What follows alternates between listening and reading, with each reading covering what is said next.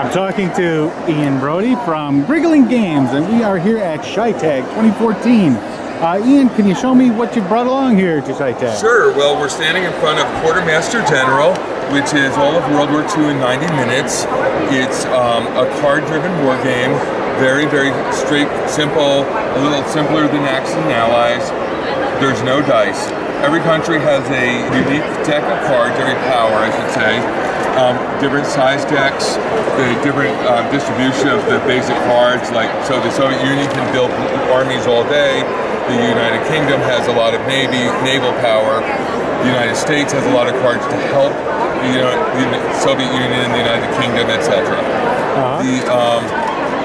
The game essentially is, during your turn, you play one card out of your hand of 7. You do its effects. Very basic is say, build an army. I build one, and there it's done.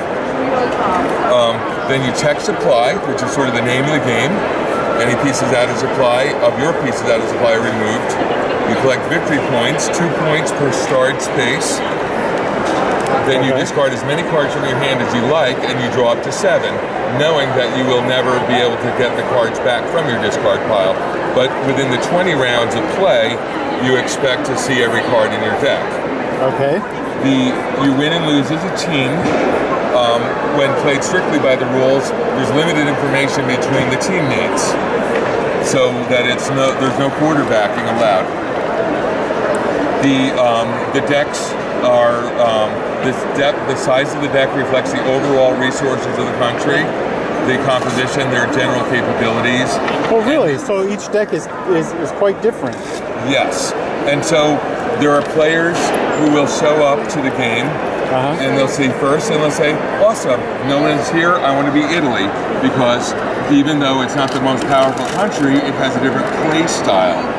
So that if you can think of a collectible card game, that people choose their decks not always for the power, but for the play style.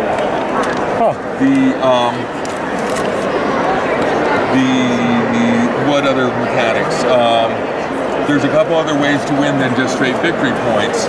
If one side puts their armies in 2 of the enemy home territories, they'll win immediately. And if at the end of a full round of all the countries, if one side is 30 points or ahead, that's sort of the tournament victory, but I always play with it. Because it's really usually like they've run away with it at that point. Insurmountable lead. I'd rather set it up again. Actually, why don't we move on to Destination Neptune? Very good.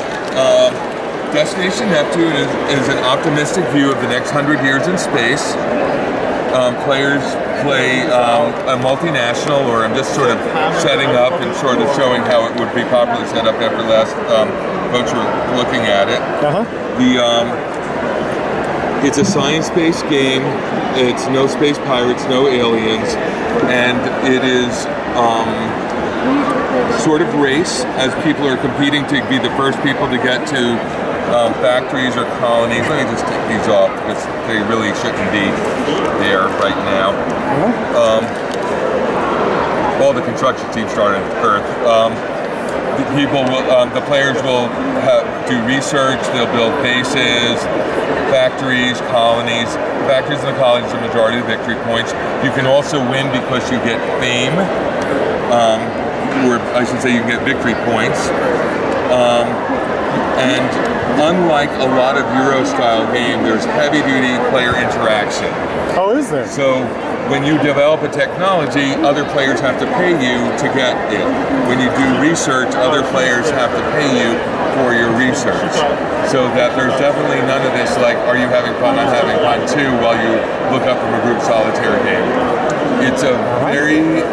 It's a game for people who really like to think, and there's very little luck in the game. Now, how does the game actually end? Okay, when the last card of the 4th generation is drawn, then there's a final scoring, and then the person with the most victory points wins.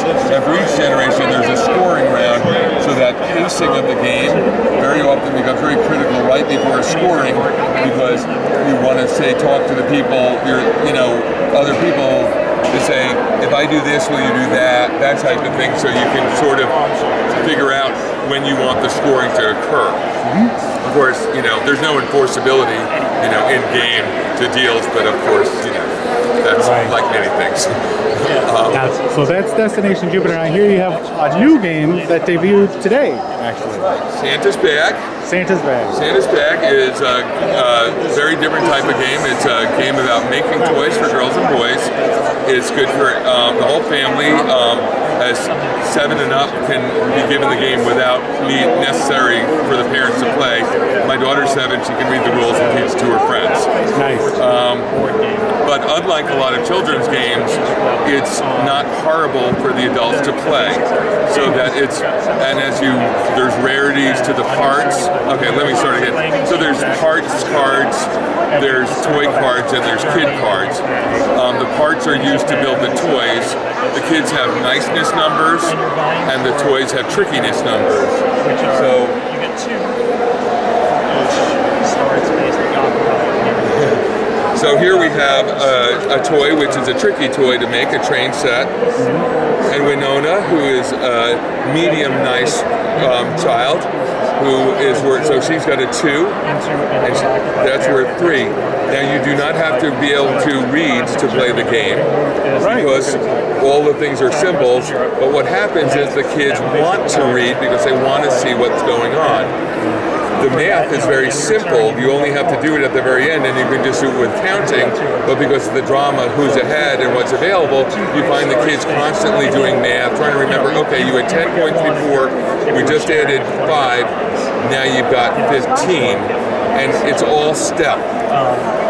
So when you're with adults, you can just be playing and you're having fun, and so you can play it with adults and it's still a fun game. Yep, and they're not realizing that they're learning math. That's exactly right. Exactly right. So I like to make games that I want to play with my daughter. This is a game I want to play with my daughter, and so that's pretty much it. It's very simple. There's a simple trading mechanism so the kids interact, but it's very, very rigid and mechanical, so that it's simple for the kids to follow the procedure, but it gets them talking to each other and trying to understand what might happen, what the good trades are and bad. So there's a lot of strategy to it, but the rules are simple enough where you don't have to worry about it that much. Available everywhere. Available games, at toy finer retailers. There you go. Thank you. Yes. All right, Ian, thank you for taking a few minutes to talk to me. Thank you very much, Elliott.